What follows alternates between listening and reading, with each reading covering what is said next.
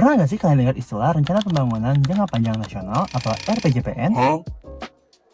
Nah, RPJPN itu adalah pedoman utama dalam pembangunan nasional di Indonesia yang disesuaikan dengan visi misi Presiden terpilih 2024 yaitu Prabowo Subianto.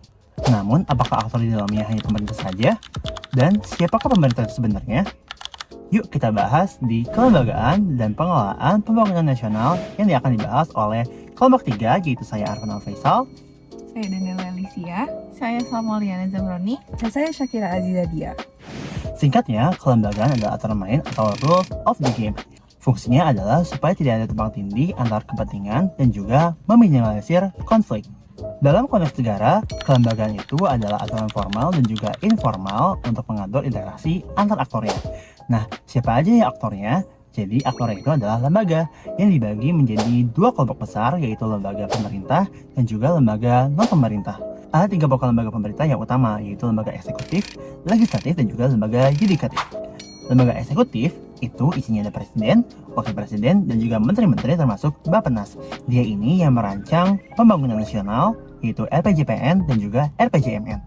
Legislatif ada MPR, DPR, DPD, dan juga DPRD. DPR ini yang merancang undang-undang sebagai fungsi legislatif.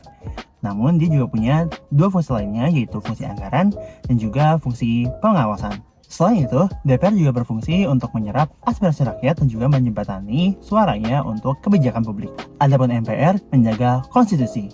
DPD itu untuk aspirasi tingkat daerah ke nasional dan juga DPRD yang membuat aturan di level lokal. Selanjutnya ada lembaga yudikatif yaitu ada Mahkamah Agung, Mahkamah Konstitusi, dan juga Komisi Yudisial. Mahkamah Konstitusi sangat penting karena dia dapat membatalkan undang-undang yang tidak sesuai dengan Undang-Undang Dasar 1945. Selanjutnya ada lembaga pemerintah yang sangat berbeda dengan lembaga pemerintah. Isinya ada LSM, ormas, akademisi, media, dan juga sektor swasta. Mereka memang tidak bisa membuat undang-undang, tetapi fungsi mereka itu sangat penting, yaitu untuk advokasi, research, dan juga kontrol pemerintah. Contoh dari lembaga ini khususnya LSM yaitu Yayasan Kasih Sweetno yang membantu orang dengan HIV.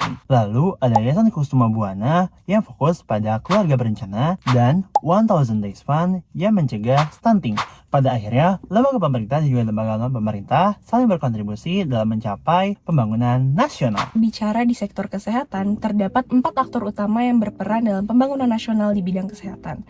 Pertama, ada Kementerian Kesehatan, di mana Kementerian Kesehatan tugasnya adalah merancang standar nasional, kemudian mengatur tenaga kesehatan, fasilitas, obat, vaksin, hingga evaluasi antar daerah. Dalam pembangunan nasional, Kemenkes akan membina dan mendampingi daerah dalam membuat RPJMD dan juga Renstra di bidang kesehatan. Kedua, ada Bappenas, di mana Bappenas ini merupakan otak dari perencanaan. Mereka menentukan prioritas, sinkronisasi antara pusat dan daerah melalui RIBK dan Musrenbang, sampai mengatur dana khusus seperti DAK dan DID.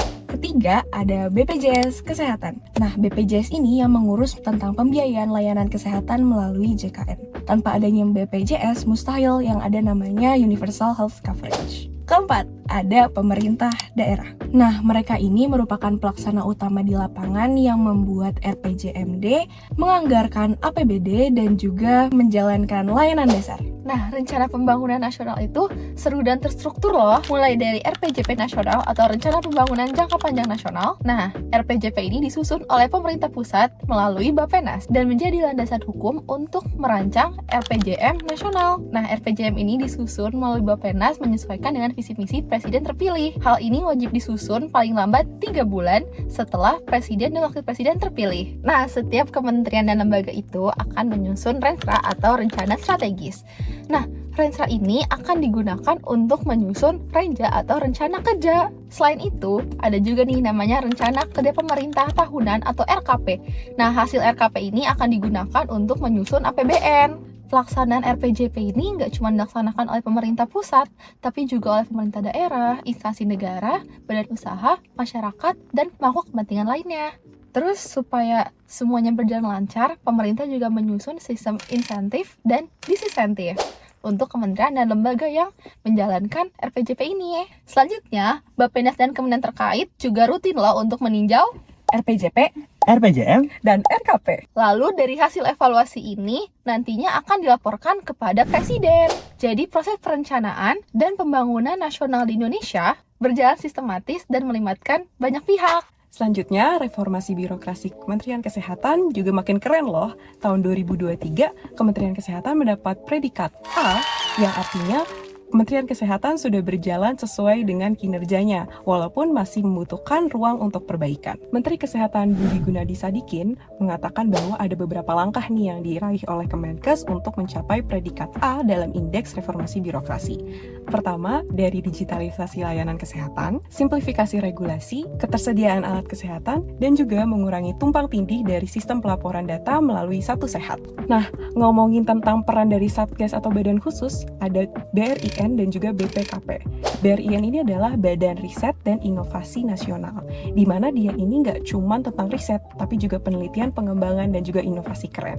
Contohnya, BRIN ini bekerja sama dengan OceanX dalam ekspedisi tahun 2024, di mana ini merupakan dokumenter tentang riset kelautan Indonesia dan juga sekaligus sebagai mitigasi bencana baik gempa bumi maupun tsunami.